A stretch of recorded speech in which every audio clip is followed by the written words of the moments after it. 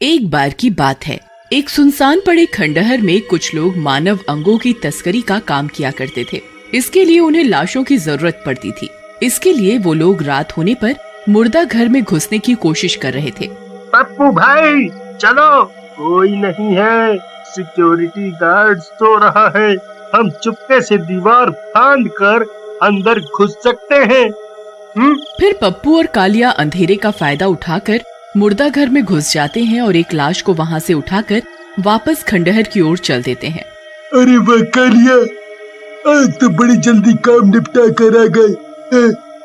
चलो, अब हमारे पास 5 लाशें हो गई हैं। इन्हें इन गैस सिलेंडर में डालकर सील करके आगे भेज देते हैं। फिर वो गैस सिलेंडर को बीच में से काट देते हैं और लाशों को एक एक करके सभी सिलेंडर में छुपा देते हैं। वाह जगीरा भाई, तुम्हारी ये तरकीब तो बहुत जबरदस्त है। किसी को शक भी नहीं होगा, इन सिलेंडरों में लाश है। पप्पू, अब तुम इन सिलेंडरों को लंदन तक पहुंचा दो ताकि वो इनके अंगों को निकाल सके। फिर पप्पू 5 सिलेंडरों को रेडी पर लाद देता है और अपने लक्ष्य की ओर निकल पड़ता है। तभी थोड़ी दूर जाने पर जंगल का रास्ता आता है। सड़क उबड़ खाबड़ होती है। अरे यार, ये सड़क तो बहुत ही खराब हालत में है। तभी एक गड्ढा आता है और झटका लगने की वजह से एक गैस सिलेंडर नीचे गिर जाता है। लेकिन पप्पू को इसकी कानो कान खबर नहीं लगती और वो उसे छोड़कर आगे बढ़ जाता है। फिर सुबह होने पर वहाँ से एक गांव वाला गुजर रहा होता है। उस गैस सिलेंडर को देखकर वो खुश हो जाता है। अरे वाह वाह, आज तो लॉटरी ही लग गई। ये गैस सिलेंडर यहाँ कहाँ से आ गया? इसके कम से कम मुझे 2000 रुपए तो मिल ही जाएंगे। फिर वो गांव वाला उस गैस सिलेंडर को उठा लेता है और कंधे पर रख कर वहाँ से रफू चक्कर हो जाता है और अगले ही दिन एक गैस सिलेंडर वाले को ढूंढकर उसे बेचने लगता है। देखो भाई, कितना भारी है, पूरा भरा हुआ सिलेंडर है। फिर वो गैस वाला वो सिलेंडर खरीद लेता है और उस गांव में डिलीवरी देने के लिए निकल जाता है। फिर थोड़ी देर में वो रेशमा के घर पहुंचता है और वो सिलेंडर उन्हें दे देता है। देख लो बहन, पूरा भरा हुआ सिलेंडर है। फिर रेशमा सिलेंडर को उठाकर देखती है। अरे हाँ, वाकई में सिलेंडर तो बहुत भारी है। क्या भैया, हमेशा तो सिलेंडर में से 1 किलो गैस निकाल कर देते थे, आज इसमें ज्यादा ही गैस भर दी क्या?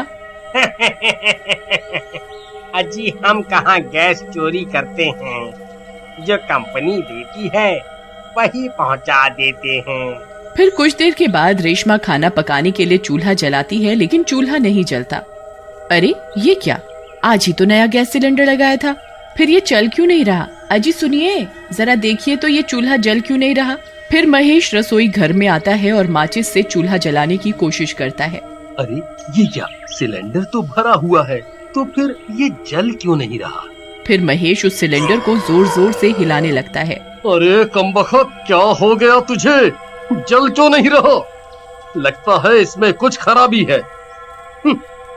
चलो छोड़ो, मैं कल सुबह एजेंसी में जाकर इसे बदलवा लाऊंगा।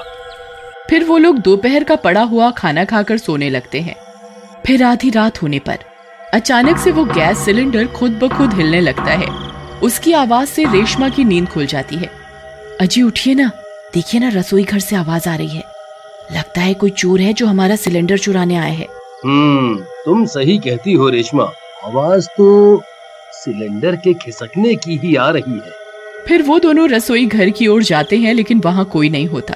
अरे यहाँ तो कोई भी नहीं है, तो फिर आवाज किस चीज की थी? अजी लगता है बाहर से कोई आवाज आई होगी।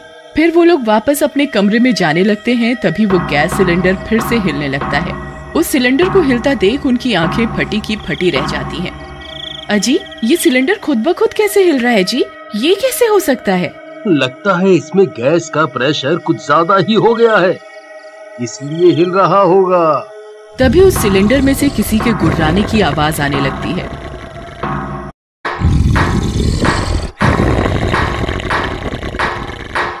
अरे मर गए रे, ये कैसी आवाज आ रही है जी, मुझे तो कुछ गड़बड़ लग रही है। तभी गुर्राने की आवाज और तेज हो जाती है।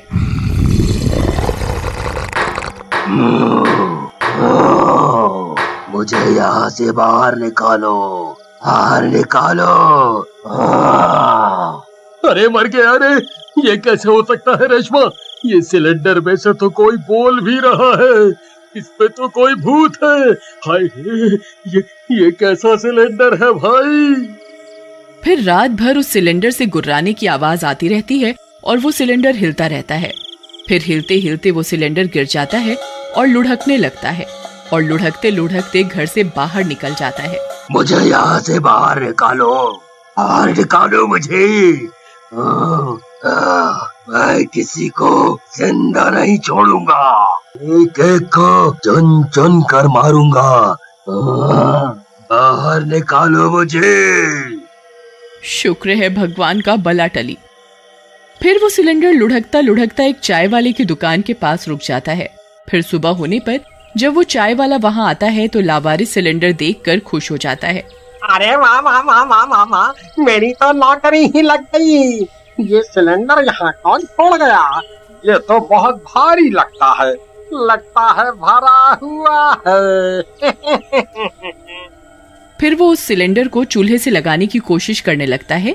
तभी वहाँ कुछ ग्राहक भी आ जाते हैं।